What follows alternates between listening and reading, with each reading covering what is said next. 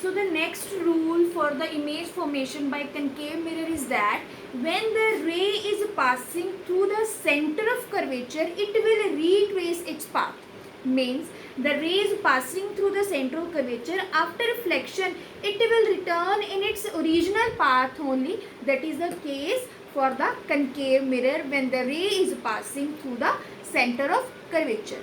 And the last case for the image formation by concave mirror is that when the ray is falling obliquely on the reflecting surface of the concave mirror, it will get reflected back in the oblique path only. You can see in that path ray is falling, and in the same direction it is reflecting back. Means obliquely it will get incident and obliquely it will get reflected back. Next we are having the convex mirror. You can see, so the convex mirror, as already I told you, in the convex mirror the ray is actually falling on the outer surface of the mirror and the virtual image is formed. So in that case it is appearing like that it is falling on the center of curvature and again retracing its path through center of curvature, but it is appearing only, actually it is not happening.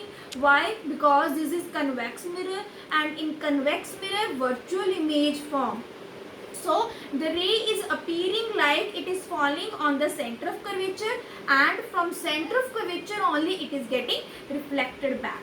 The last case for the convex mirror, as we have discussed in the concave mirror, when the incident ray is falling in oblique manner on the surface, it will get reflected back also in the same manner.